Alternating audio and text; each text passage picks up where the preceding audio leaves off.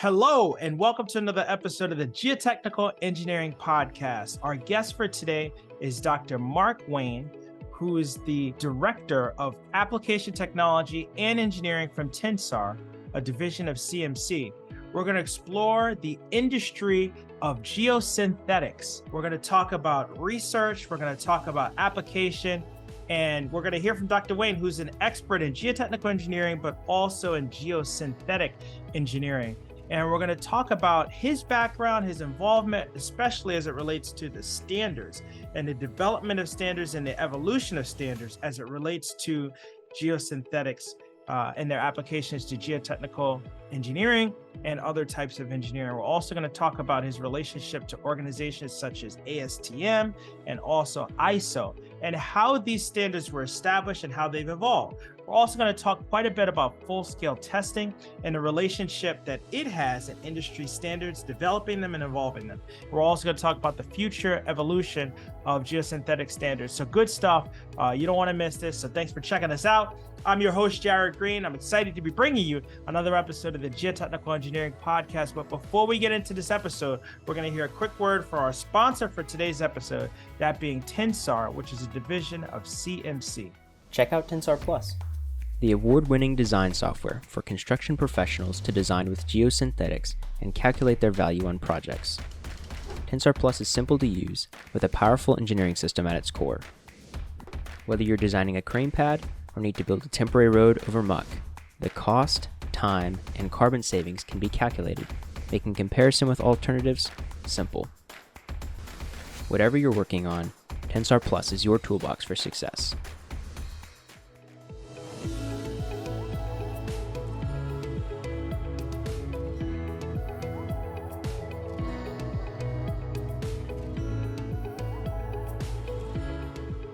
All right, Dr. Wayne, thank you for coming on the show. How are you doing?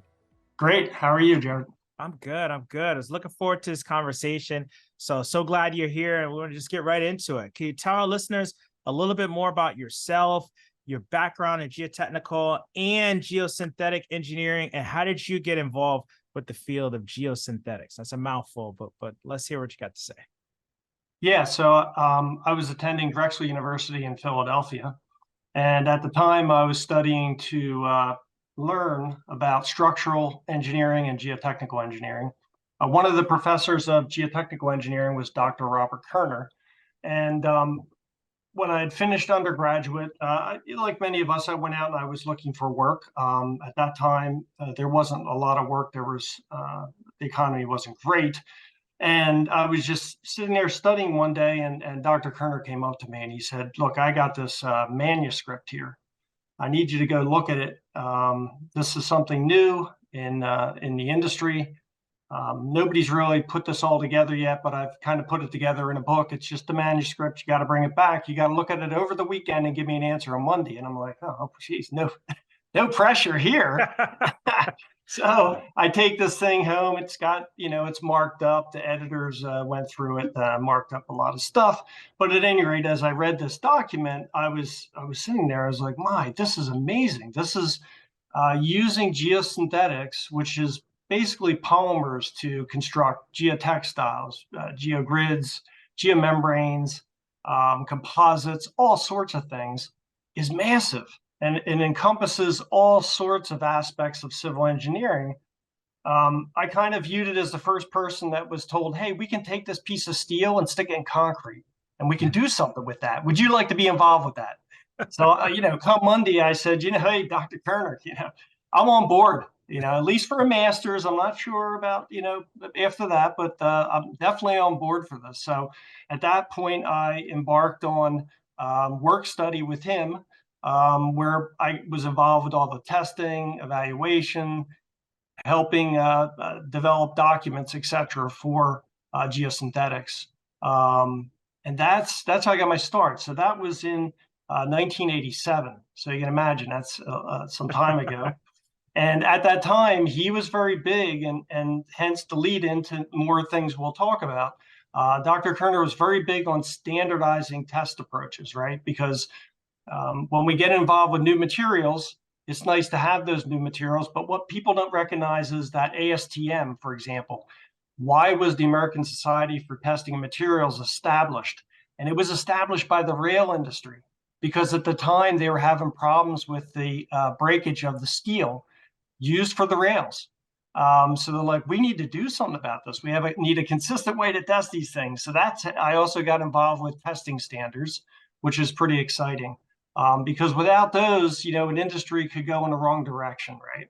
So initially I'd have been a geotechnical engineer, but I am a geotechnical engineer, and I was the first graduated geosynthetic engineer, right? So I was the first one because I got to read the manuscript.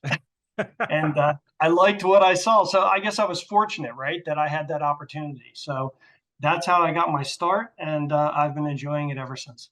Oh, that is fantastic. I run our geo practice here in Philly, so I had the pleasure of talking with a lot of folks that have gone to Drexel. One of my partners, former partners, he's since retired, Dr. John McElroy.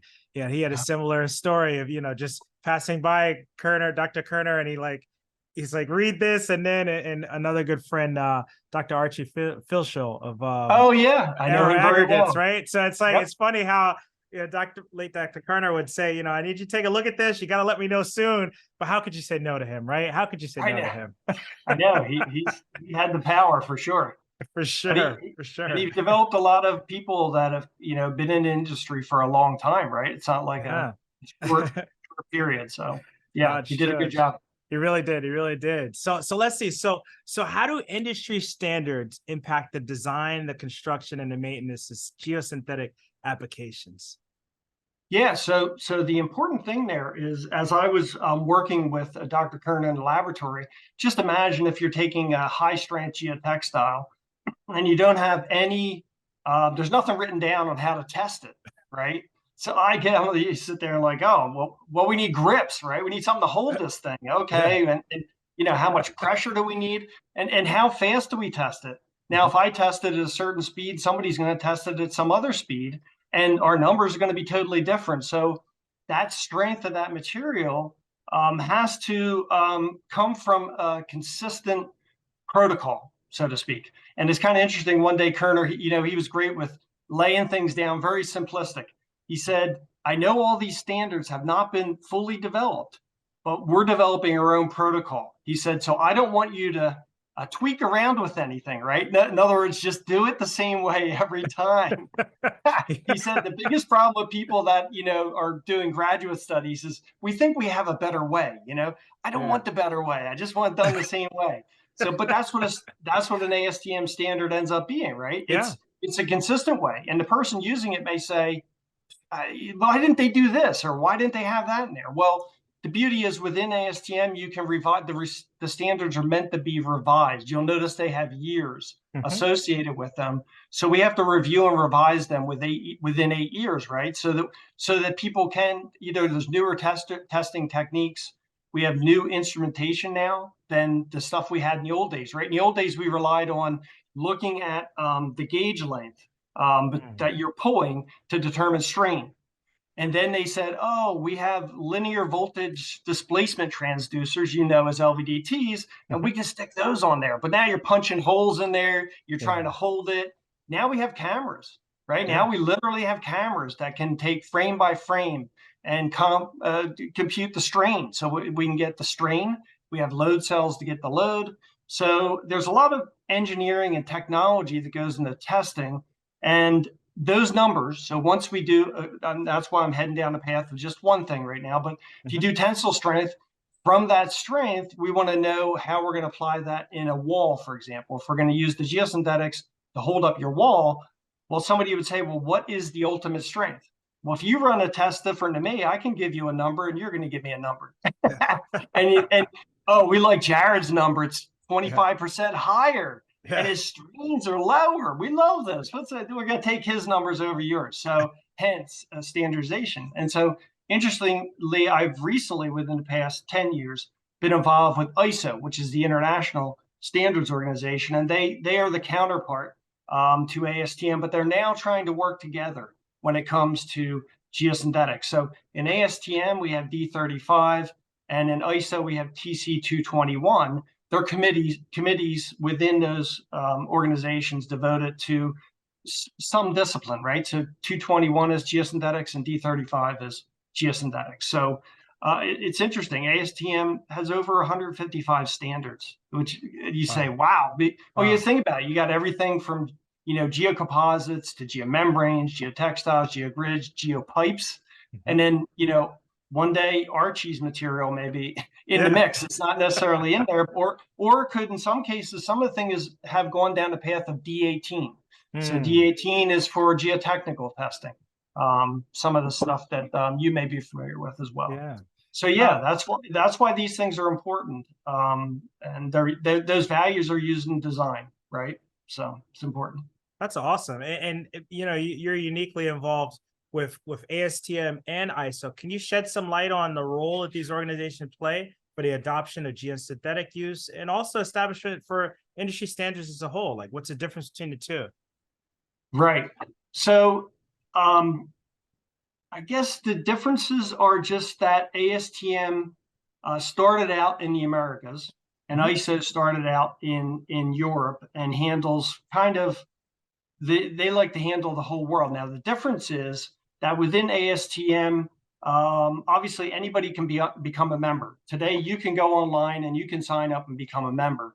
ISO is a little different because within ISO, countries have representatives. So they have subject matter experts that are representatives that are assigned to work on ISO committees. So that's where the difference, I think, lies. I think there's a little bit more openness with ASTM as far as becoming a member, but at the same time, ISO is trying to vet out the experts in the industry, so to speak, that know the most about the material. Not that anybody else can't sit on there, but it wouldn't make sense for you to sit on a committee if you didn't know much about what they were doing, right? So, and then the voting is a bit different. There's a different voting protocol between the two.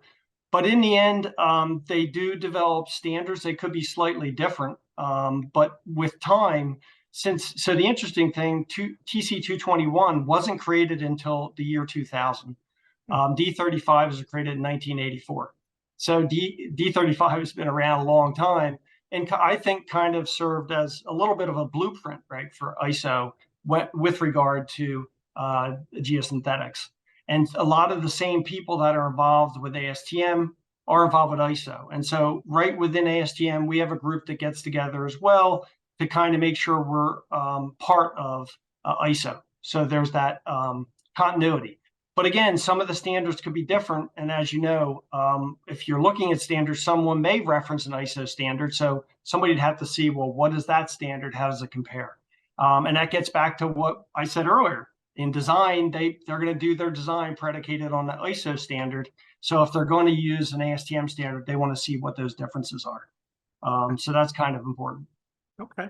Now, next question. I mean, you touched on this a little bit, but how do ASTM and ISO collaborate with industry professionals and stakeholders to develop and update geosynthetic standards? So you hinted on this a little bit when you talked about ASTM being updated every 8 years, but what are your thoughts there? So the collaboration is, once again, developed around subject matter experts that want to be involved and other interested parties, right? So you may get into an industry, and I think these standards organizations are a great place to start and attend to listen about what's going on with the different testing protocol, especially if you're getting involved with a material. It's good to know how that material is being tested. I think the other interesting thing is that there are always, so we work in an industry and we never know what sort of new standard we need, right? I mean, tensile testing is easy, but when you start getting to other things like geotextiles is a good example. They said at one point we said geotextiles can clog. Oh, well, that's a point we didn't think. Well, we should think about that, right? If you used your filter for your coffee over and over again, it eventually clogged, right? But so they're like, well, okay, how do we prevent that? So what standards are needed for us to do testing so we have an idea of values we can use for design, to your point. Another big issue is how much water flow can pass across the plane of a geotextile, right? If you're using it for filtration, say a silt fence.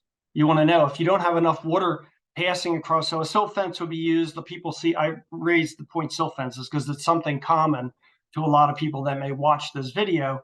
They'll see that during construction, you see these, they to a lay person, they'll see a fabric put in vertically with stakes. Well, just imagine if you didn't have enough, if those materials did not retain the fine sediment, that would be a problem too. Yeah. So in a way, you're going to have segmental clogging occur until you need to replace those silt fences, right? But you also have to allow a certain amount of water to go through, which we've referred to as permittivity. So how much water will cross vertically across that plane would be used as permittivity.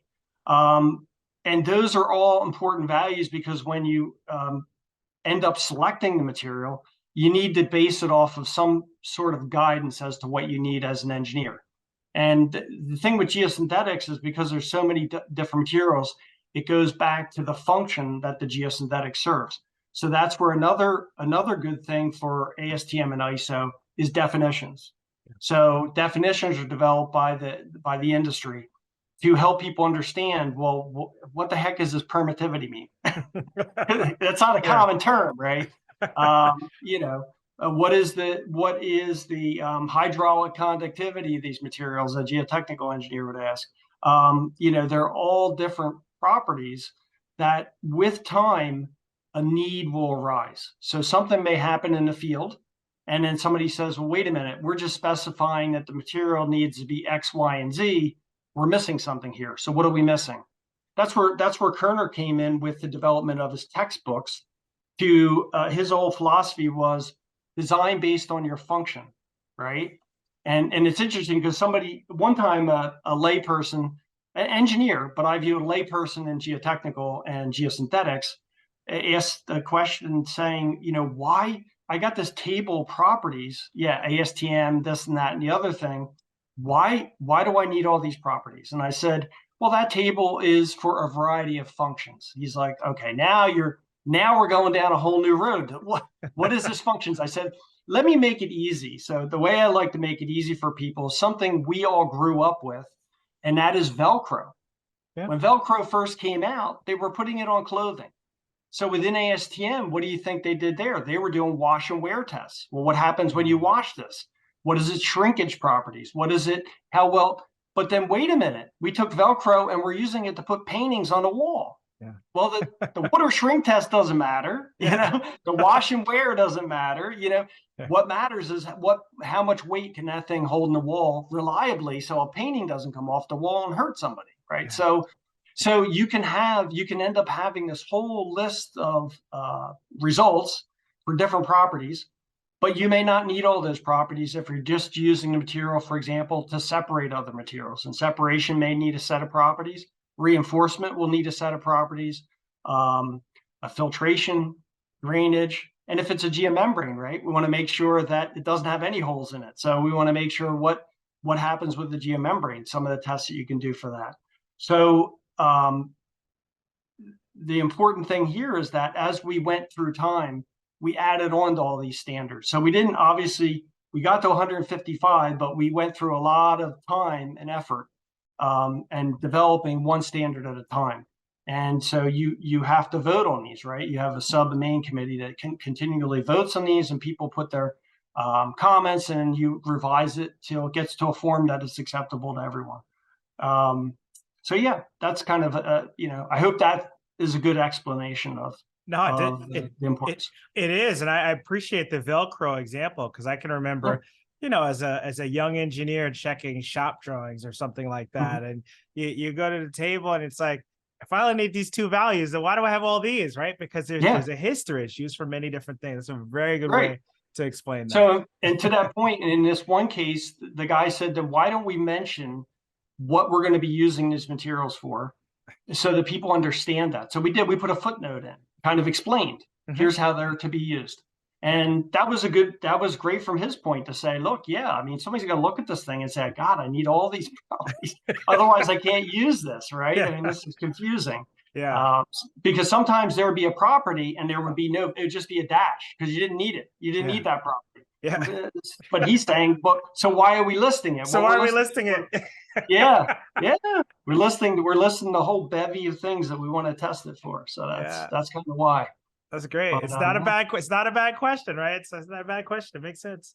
yeah, All yep. right, great. Well, in your opinion, what are some of the key challenges in creating and implementing geosynthetic standards, and how do you address these challenges? Right.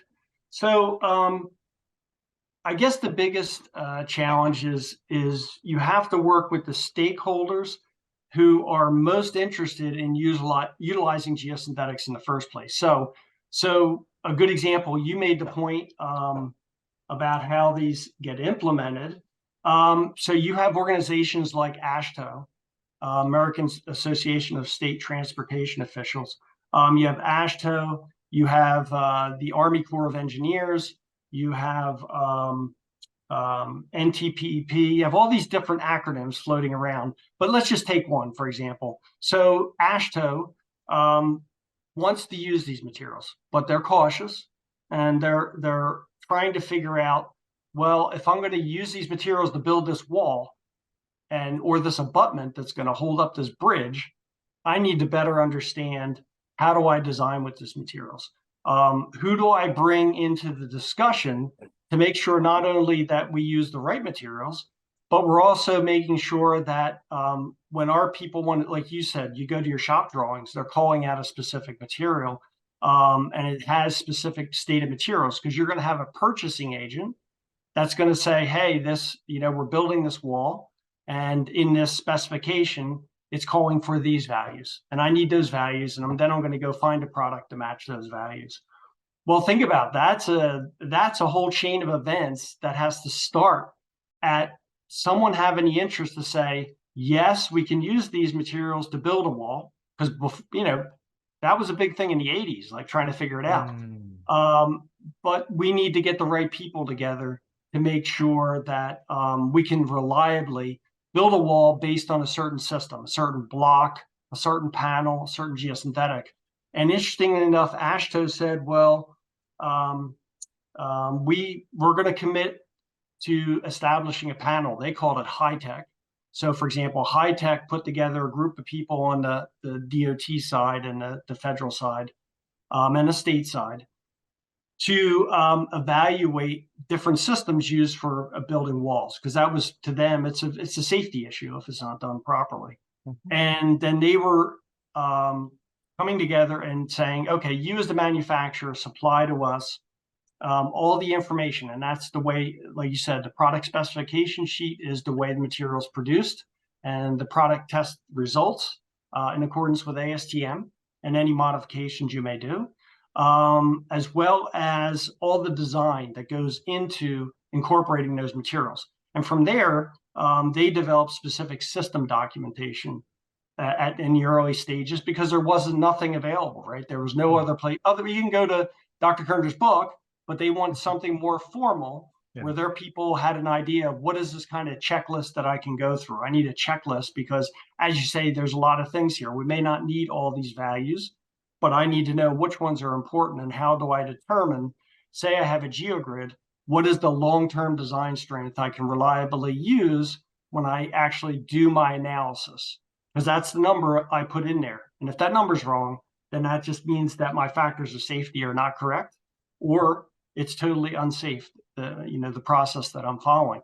So implementation came through stakeholders that were very interested in using these materials, and they came from a lot of different places. I reference ASHTO as one of them, but most people recognize BMPs, best manual practice for erosion and sediment control and land development. So when you're doing land development, those BMPs, for example, there's a massive section in there on all sorts of geosynthetics, because geosynthetics are used throughout land development, as an example. So each one of those things had to be established.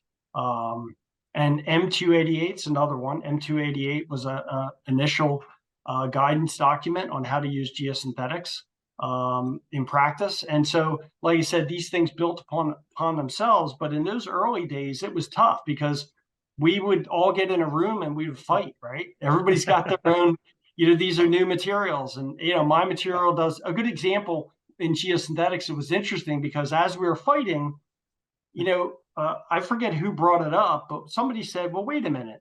These materials have different amount of strain, right? The non-woven geotextiles, when you pull them, their strain's always going to be greater than 50% failure.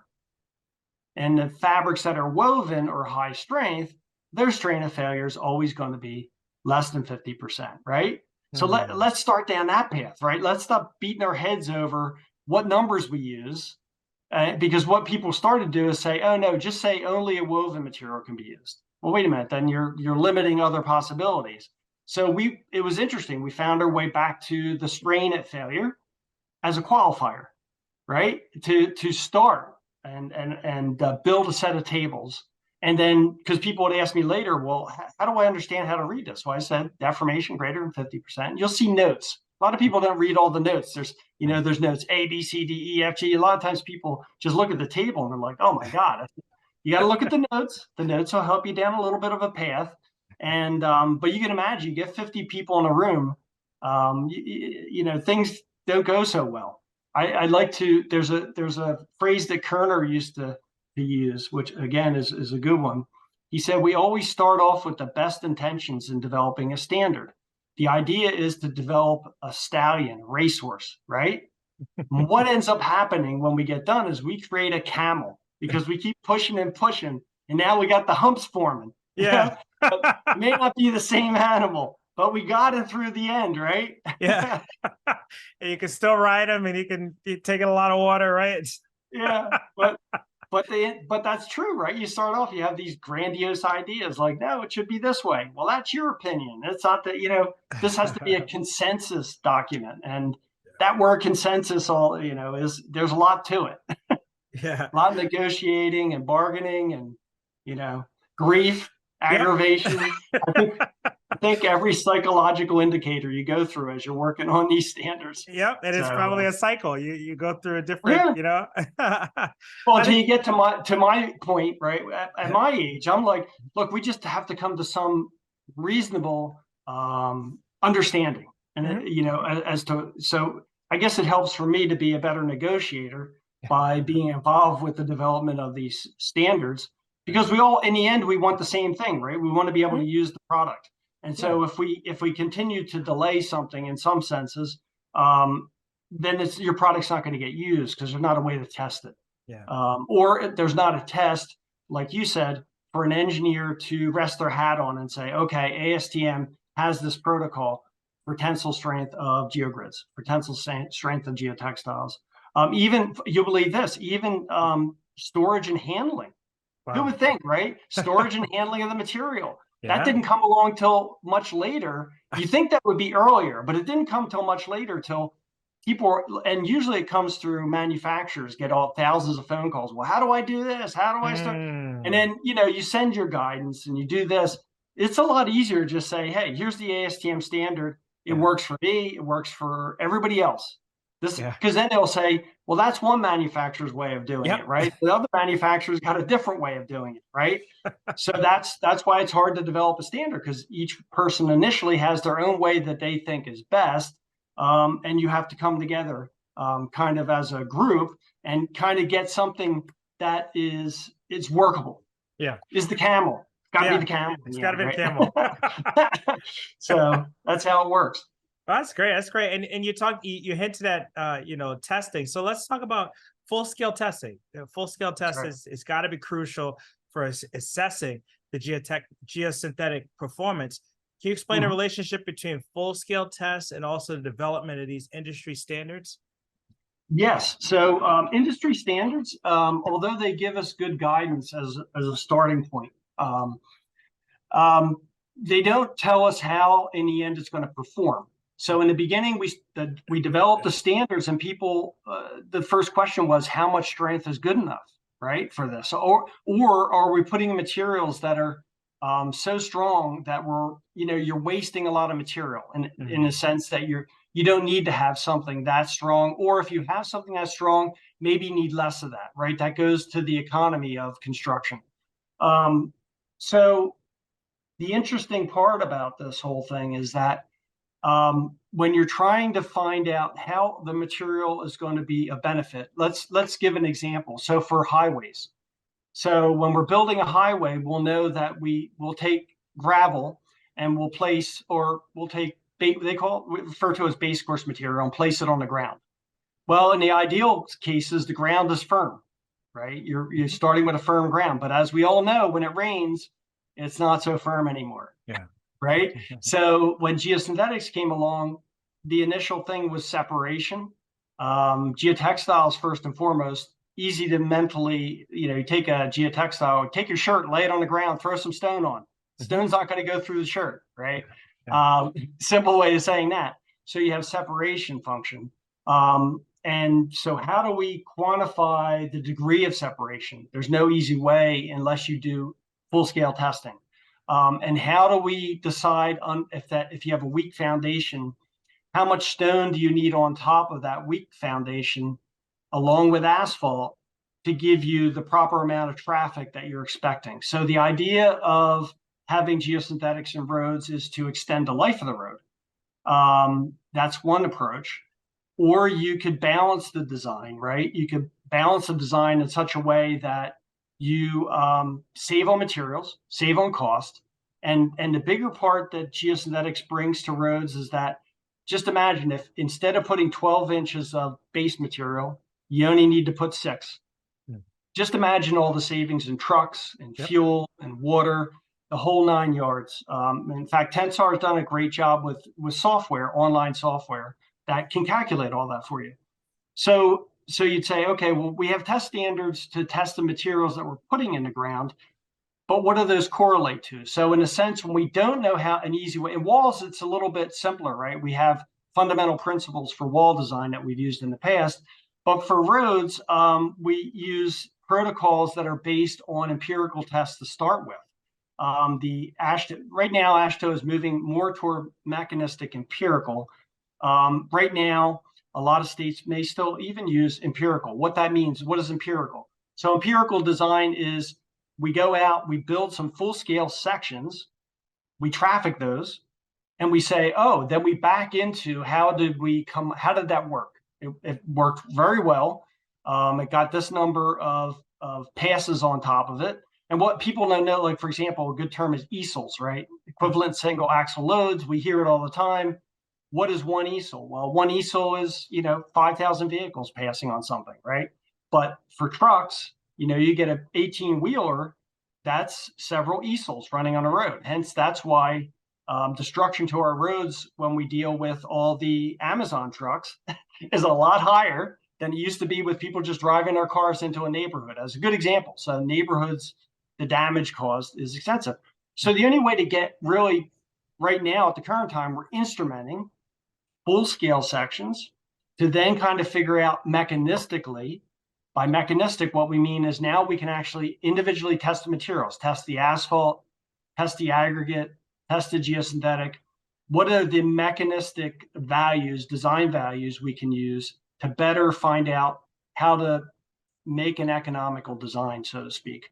So the importance of the full-scale testing is to prove to ourselves that the approach we're taking is sound and not giving us information that's misleading, right? So that's why. So full scale can be in a lot of ways. In the beginning, when we were using geosynthetics for bridges, for example, there were a number of people that actually built large sections. The FHWA, for example, built large sections and loaded them up, just loaded them, let them sit there, and monitored, put gauges and everything else on these things to find out how they're performing.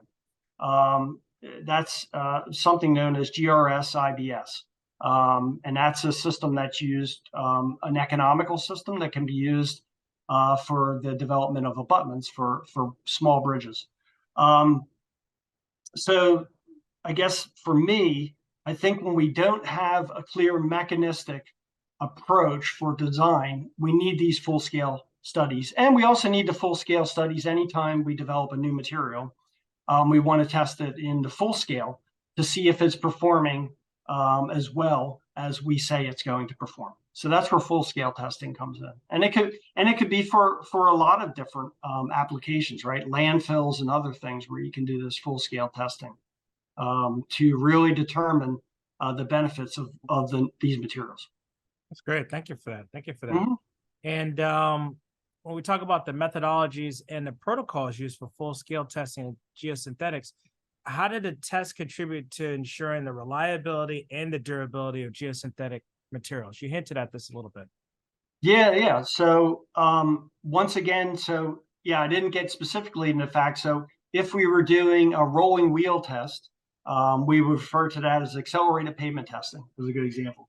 So we're doing a rolling wheel test. If we take 4 inches of asphalt and 6 inches of base and a subgrade, fairly firm subgrade that they would use in design would be about a 6 CBR. If we do that and we perform those tests, we would come up with a certain amount of passes of that wheel that would give us a certain deformation of that asphalt. And in many cases, we would take those tests up to 1 inch of deformation, right, to give us a comparative. And so at that 1 inch, if you were then to say, well, wait a minute, build the section with the geogrid or a geotextile or something in that cross section, if in the control, the first would have been a control. So if the control gave you 1 million easels to reach a certain level of deformation, and the one with the geosynthetic gave you 2 million, so you have a factor of 2, right? That you could say reliably, I'm able to put twice as much traffic on those equivalent pavement sections. So that with the geogrid, I'm getting that. So that is some people would refer to as a traffic improvement factor. You could also go into the ASTO basic equation and put some adjustments in there to take that into account. That's what's done at the current time. But in mechanistic, it gets into a little different thing. In mechanistic analysis, we'll be looking at deformation of the entire system and how those react within each other. We still don't, to this day, have a pure mechanistic addition through the incorporation of the geosynthetics into pavements. Although papers, I've been involved, I've written a paper on an approach to doing such a thing. Again, going to the original point we said earlier, you need adoption. So you need people to bring it to a certain point where we all agree that, yeah, the paper Mark wrote about this adoption of this approach for a mechanistic empirical design with the geosynthetics is good, and we should use this, right? At the time, what people had said is that we used cases, right? We used several different cases. We used full-scale laboratory testing or controlled testing, I like to refer to it as that, and actual field testing where you monitor the roads, right? So you have field and laboratory. But you imagine the other thing when we're dealing with civil systems is the environment plays a big role. So a pavement in Florida is going to respond totally different than a pavement in Alaska. So, and the asphalt and everything else they use is going to be different.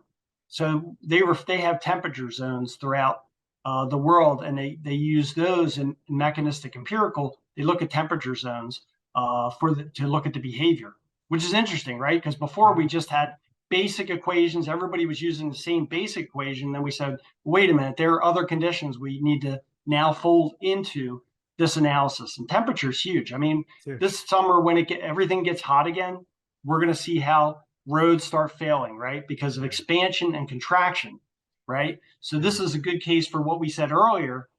Somebody along the way is going to go into ASTM and ISO and say, hey, we may need another test to test these materials to ensure ourselves they're a bit more resistant to the environment within these regions, right? So as a result of climate change, we're going to have to come up with new standards, or we're going to have to adjust the existing standards and the way that can be done is you could have a method A and a method B or a method C within a standard to accommodate these other things. And hence the reason you want to revise these standards every so many years. It's not a static situation, right? And there's always new materials to try to address the problems that we face. So yeah, I think hopefully that answers the question, unless you have certainly more. No, it does. And honestly, it sounds like great opportunity for those that might be listening working on a master's and say I want to do a PhD, but I don't have anything to study, right? There's a lot of opportunity here, right? And That's the other great. beautiful thing is ASTM is a minimal fee per year. And what that fee gives you is access. You can pick one volume or one area of interest, and you can have access to all those standards as part of your membership. That's rare. Usually ISO, you got to pay for each one of these. If you go online, you'll find out. If you're trying, usually everybody comes to me like, hey, I can't find a standard. What do I do? So I recommend to them, in certain industries, I'm like, hey, become a member, sign up. As soon as you sign up, you'll have access to the electronic standards within a certain industry. Say, for example, D35. Each year, when I sign up, I have access to every one of those standards, right? So it'll print your name on it. If you try to print it, it's going to print your name on each one. That's fine. But the point is, at least you have access to it and you can read it.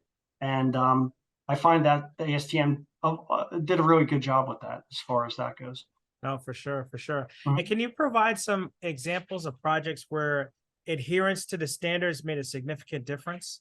Anything pop out at you? Yeah, I know there's in a lot of cases. Let's see. That's a good question that you asked. Oh, okay. So yeah, I had to think about this a second. The one thing that we were talking about earlier, which is standards dealing with handling and storage. We didn't have anything, right?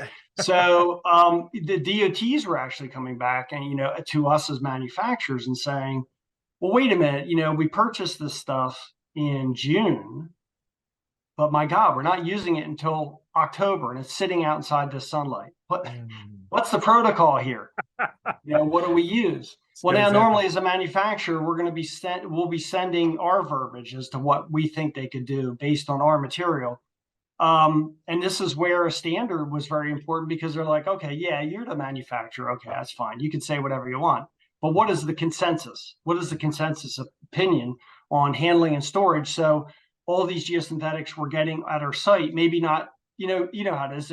Do I need to go to Mark for geogrids? Do I need to go to Jared for geotextiles? Now I need to go to this other guy for geopipe. What the heck? I mean, it's just too much work, right? Yeah. Where can I go to find a standard that'll give me guidance for all these materials? Erosion control materials have their own way that for storage and handling to make sure that there's consistency. So some of the materials you imagine we need to have an outer wrap on. Other materials we don't need to have an outer wrap. Some of them come on pallets. Some of them come in different ways. Some of them come with a core. But without having a guidance document that is readily available, it makes it difficult for the end user, right, to use the material reliably. And I guess the other thing that's what else could we say? Pencil testing, a good example, right? So if somebody takes a geogrid and puts it in the wrong direction, somebody even say, hey, there's a standard explains to you. We run the test. Here's the strength in these directions. And then you'll still get people coming back, well, isn't that enough strength? They put it in, they put the material in the wrong way. It wasn't meant to be put in that way. And you're like, no, this is unique. So at least we have documents say, no, you need this strength. Yeah. Test it in that direction. Shows you that it needs to be put down in that direction, right? So I think a lot of things come when you're dealing with materials. You're right. The first guy, going back to the Velcro, the first guy said, hey, what if I just throw a painting up on the wall? This stuff's pretty good, right? No different, right? Yeah. So there's different things that people are trying to do, and I think without the standards, it makes it difficult for the large. For the individual, it's fine. They're going to go off and do whatever. We call it MacGyver, right? You remember MacGyver? You're gonna MacGyver that situation, right? That was like a phrase. It's like it works until it doesn't, right? The big painting is like, oh, well, we know it doesn't work for that one, right? But was it like repetitive use? Was it the first time? So it makes a lot of sense. So that's pretty much it. Oh, that's great. That's great. So we have rapid advancements in technology and in materials.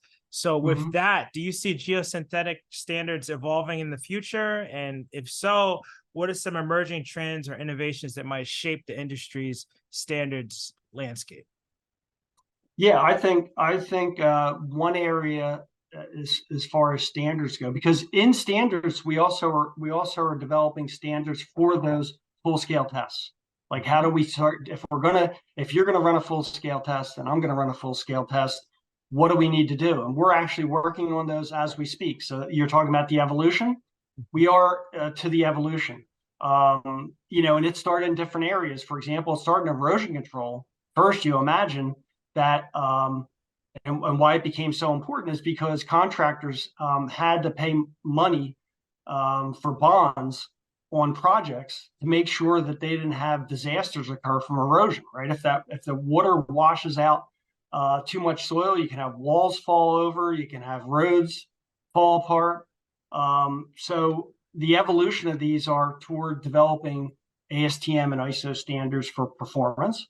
And also, as I said earlier, with the change in our environmental conditions, I see that there are going to be a need to modify and adjust the standards to accommodate what's happening in the world around us. Because we're not living in a static situation either. I think the bigger area is going to be in, I guess you would say, working temperature use of materials, right? So, think about it. A lot of these standards are conducted at room temperature conditions. When we do creep, polymers creep. If you put a polymer under load, it'll move under load. That's referred to as creep.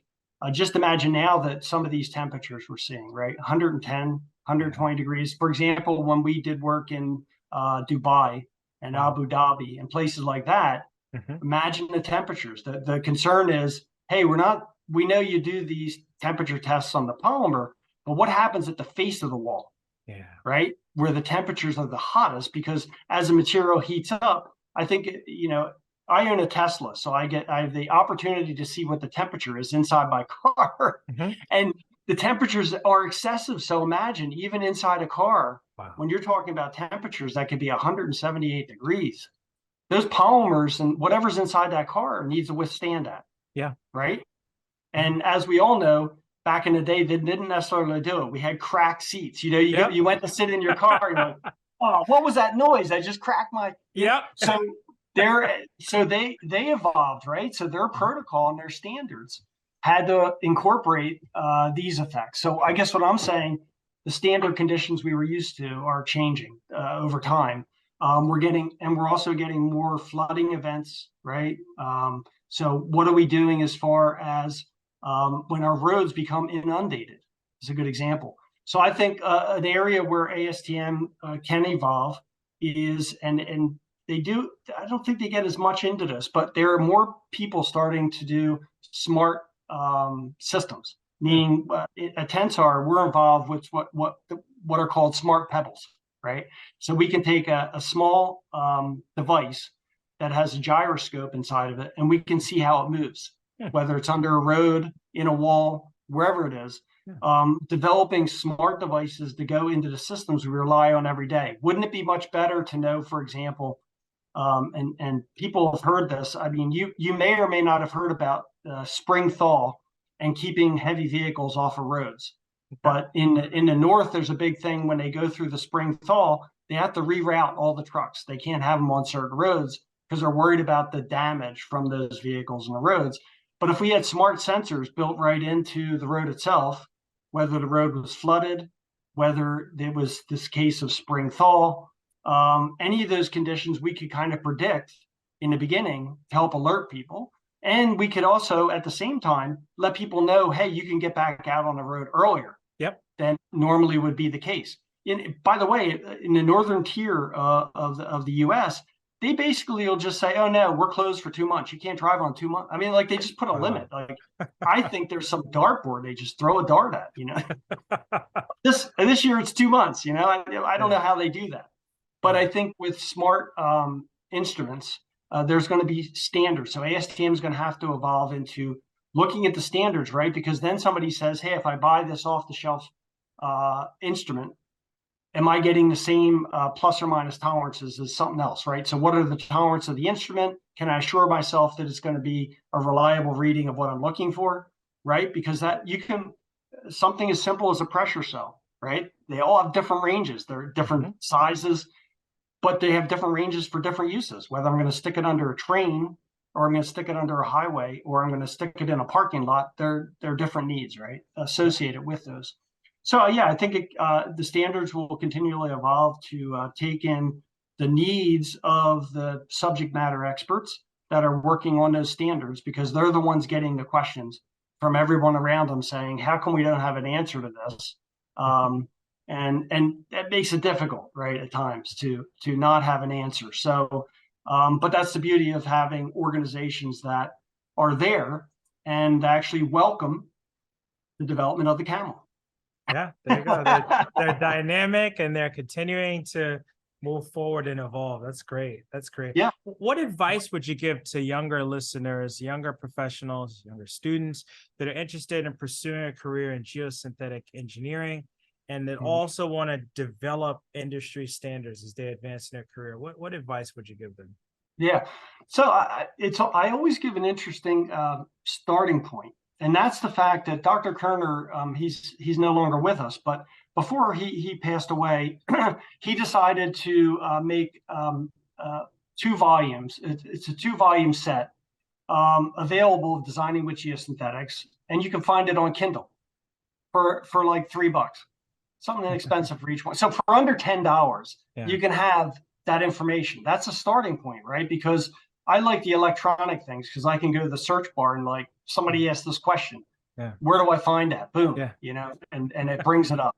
So as a starting point to learn more about geosynthetics, I would say that it is essential. And it's also good to go to some of these ASTM meetings. We need younger people within ASTM. There are a lot of, as I looked around at the last meeting, I said, you know what? We're all, getting a bit older here. We need to start bringing in some young, fresh faces to the party. Yeah. And I think by getting, and it, we talk about geosynthetics, but this is any industry, whether you're in the steel industry or a concrete industry or whatever. If you're interested in material science, it behooves you to at least look at ASTM. And I'm not sure enough of the younger people did that. I'm sure I would, if Kerner wasn't such an advocate for his students to be involved with ASTM, I'm not sure that I would have been involved with ASTM, right? I don't know where my path would have gone, but I guess what I'm saying, there's a lot of work opportunities from understanding ASTM and being involved with it. In other words, you develop that knowledge base that other people are not going to have when it comes to materials and how you go about testing materials. And you would say, well, is that just for the material scientists? And I would say, no, it could be for anybody. If you're a structural engineer, you're going to have beam tables, right? You're going to have, now it's all electronic, right? A lot of times they go design. A lot of people don't take the structural engineering manuals and open them anymore. It's all electronic. But the point being is it would help them to understand, just like the railroad industry understood that they had to have standards to make sure that the rail in Pittsburgh was the same as the rail in California by the time they got there. It wasn't different stuff. Because you imagine, move across, a good example, right? You're going. That's a great example, yeah. Right. So it's got to be the same. It's got to have the same properties, expected properties for the use or the design use of that system. So I think anybody in civil engineering would benefit from being involved with ASTM, and there's other organizations as well. And I know some universities are starting to realize that it's not such a bad thing to get involved with standards. And maybe when you were going to school too, whether it was the concrete industry or the steel industry, the steel industry you can build bridges, right? And the concrete industry they have various shows, and ACI, for example, they have various shows and all these different things. But yeah, you can also go through ASCE as a young engineer and learn a lot by becoming a member of the American Society of Civil Engineers, because there's a lot of educational opportunities there. So yeah, as someone young, and then the most important thing is to find a mentor, right? So just like I had Dr. Kerner, that every university has someone that has a passion for something related to a given field. And more universities have realized that geosynthetics, as I said, show up in all the disciplines, right? Whether you're an environmental engineer, a structural engineer or geotechnical engineer, you're going to come across a geosynthetic of some form. And then you're going to be saying, what we said in the very beginning, what does all this mean? Yeah. And why do I need all these tests? And what's the most important test? And then it all goes back to what we said, design by function. And interestingly enough, design by function works for everything. Yeah. Right. What are we using it? What's it supposed to do? We don't usually think of it that way, but in a pure sense, what we're always trying to do is, hey, like we said, I want that painting on the wall. Is it going to be this Velcro or that Velcro? Is that going to do the trick? So yeah, I would say.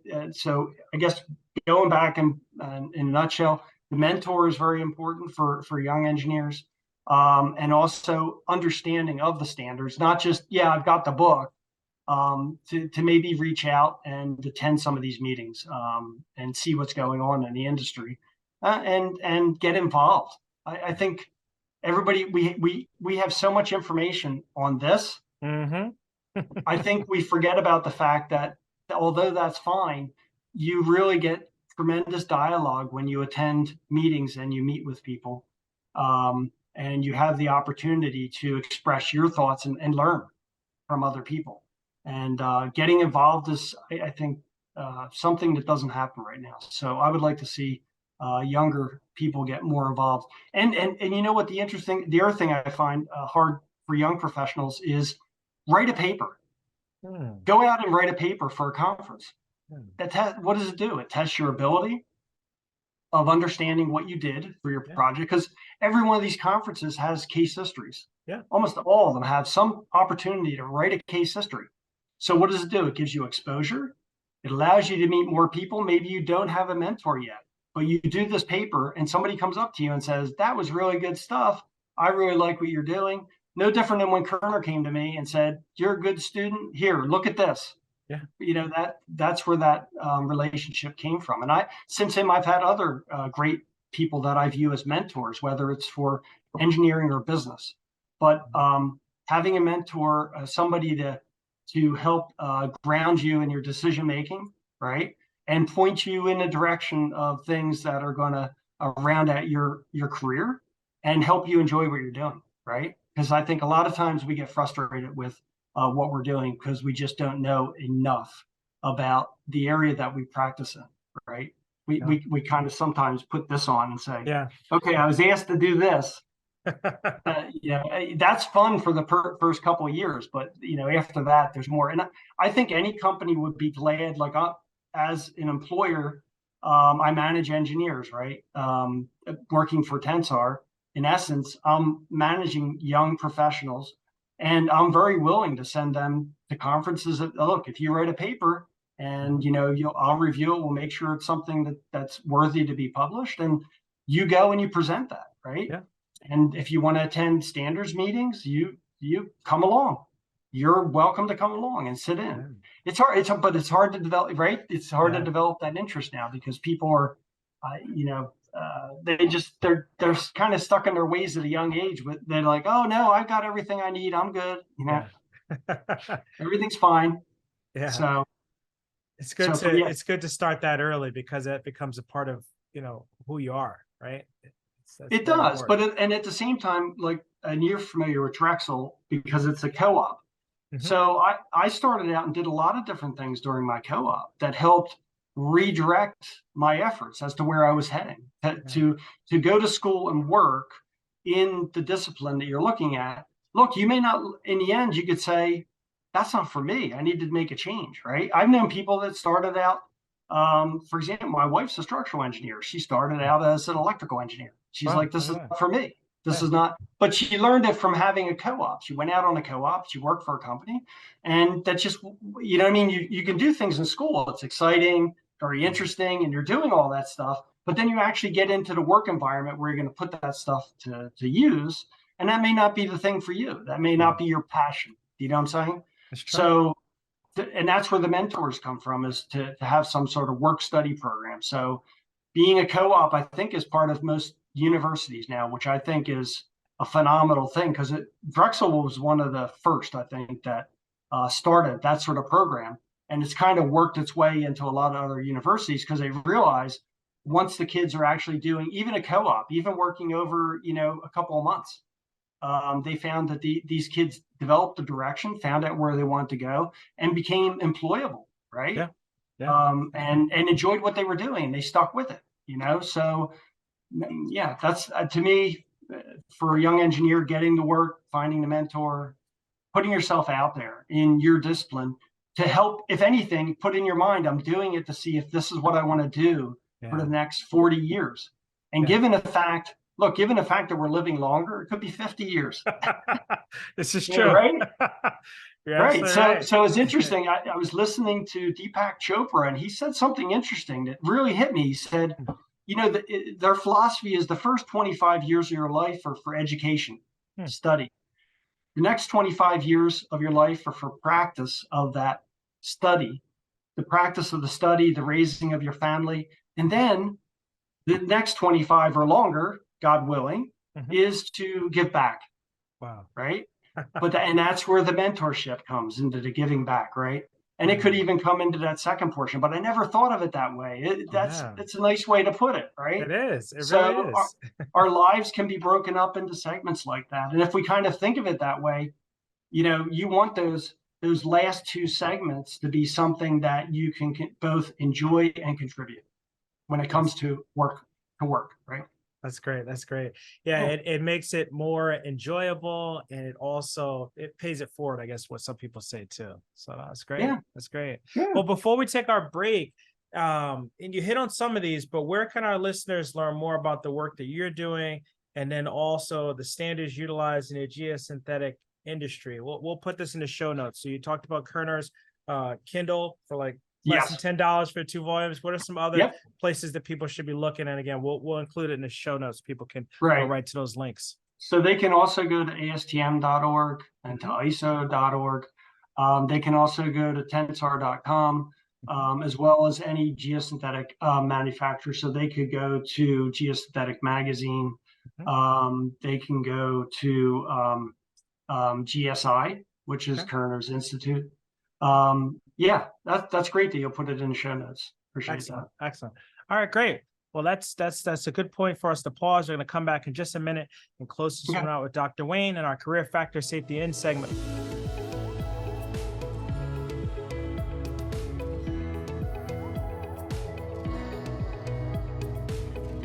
All right, welcome back. It's time for our career factor safety in segment. In geotechnical engineering, just like many disciplines of engineering, it's important to incorporate a factor safety into your design.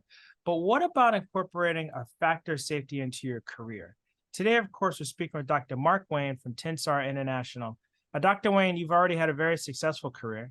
When you look back on your career, what's something that you implement in your career to give yourself, let's call it a factor of safety? Yes, I think appreciate the question, Jared. I think it's a little bit of what I mentioned earlier, in the sense that when I was working with Dr. Kerner, I realized that in order for other people to recognize what I'm able to do and what I know, I have to be able to write about it. I have to be able to document my abilities, because without that, I mean, we all document our abilities on a resume, or some people a CV. But I thought for myself, it was very important to publish a document. And that Kerner helped me when it came to Drexel. But I think for any engineer, it is very beneficial for them with their employer, or whether they're working on co-op or whatever else, to gain an interest in actually developing a case history or something that can be presented within their industry. And they actually get the chance to hone their skills for presentation, right? Because presentation skills, although people say I'm terrible in front of an audience, your number one audience when you get a job is who? The person you're trying to get the job from, right? Someone mentioned to me, which it was kind of, and this was after I already had my master's degree, they said, "Are you a salesman?" And I said, "No, I don't view myself as a salesman." They said, "Well, how do you expect to get the job?" Right? We're all salesmen or saleswomen or salespeople. We're all trying to constantly sell ourselves. So that the resilience in a job, and there are people that I've worked with, meaning they've worked for me, that I've encouraged to do just that, what I'm saying. And I encouraged them. They wrote papers, they presented those papers, and they're all in engineering right now in one area or another, doing rather well. Why? Because by writing that paper, that's just like the first step, and it's difficult, right? Nobody wants to write something. Then everybody's like, oh, then I got to go present it. Well, what I suggest before you present it to a small group, present it to your family, because they don't know anything about it. So if you can make it easy enough for them, it makes it better. And years ago when I started, the presentation, you had to go up for half an hour. Now they want you to do 12 minutes, right? It's 10 to 12 minutes. It's very quick. So if you can get your point across to your family members, then you're easily going to get that point across to a large crowd. So, and by you speaking and representing yourself, what does that say to other employers? Hey, this person, they may not work for me yet, but maybe there's somebody I would consider, right? Because here's the next thing that happens, because I didn't stay with one company my whole time, right? So as you work for that first company and people get to know you, you develop a list of people that you can go back out to. What do I mean by that? So I worked for Polyfelt. It's a geotextile manufacturer. They went out of business in the US. They literally came to us on a Wednesday and said, last paycheck's Friday. Wow. And we had just had a baby, and I'm like, well, what? This is like, what do I do now? Well, what do you do now? You get that piece of paper out, and all these people that you talk to or met that you stick into your, now we can stick it in here. Before I had to have scraps of paper or something, right? Or business cards or whatever. You got to make that list, and now you got to go sell yourself, right? You got to go back out there and say, I'm an engineer. I have these skills. Can I be of help to you? So you need that, right? So this is where we're talking resilience, because resilience may not mean that you're with the same company or doing the same thing your whole life. It kind of means building that foundation, which is going to get you through all those years of something you hopefully enjoy doing. So you take that, and from there, you're able to build upon that. So I've experienced it firsthand, and it's been very successful. In fact, the way I started working for Tensar was just that. They knew me from Polyfelt, but they also knew me from industry. They knew me from being at ASTM. They knew me from being at ASCE meetings. I always wanted to go out and be involved with the meetings, because if you don't get your name out there, who knows you? Nobody knows you. You're unknown. You're not. Now we have LinkedIn, but what does LinkedIn tell me? Okay, that's interesting stuff, but where have they been? Where have they presented themselves, presented their ideas, showed me what they could do? Because we're looking for creative people. Even in the engineering discipline, you would say, oh, engineering is creative as well, right? Because now we have so many resources to draw from to accomplish our work, that we need to be creative. For example, the guy that I have does CAD work. He's my CAD specialist. He started using AI to rewrite some of the code within CAD to automatically redraw sections that would take us hours. Wow! Right? But these are the sort of people you want to work with and be team members with, right? Creative people that are thinking outside the box. Well, you get that from people that are willing to put themselves out there, to actually not be afraid to fail fast, learn, and then move forward. And that's something we hear more and more today. We didn't used to hear that. So in a nutshell, I would encourage anybody going to, it could be engineering or even a trade school, doesn't matter, because you can find your way into presenting material in any one of these forms or fashions to get your ideas out there, to let people see what you're doing, and have the unique opportunity to hopefully find your future mentor. And from that mentor, one day you will become a mentor to others from the experiences that you picked up throughout this time period. So I think I think if an engineer follows that formula, that is going to be a successful engineer. Fantastic. Dr. Wayne, thank you so much for coming on and for sharing all these great insights with us. You shared great insights and information. It's going to be helpful for those that are listening and those that are watching. If somebody wanted to reach out to you, you have an email you want to share, or are you on social media? Yes. Yep, I'm on LinkedIn, but mwayne@tensarcorp.com for sure. And you can also find me on LinkedIn as well. So Excellent. I'm out there. All right. Thank you so much. That was great. That was spectacular. Yeah. Thanks. I hope you enjoyed the episode today. We would love to hear your feedback, comments, and/or questions.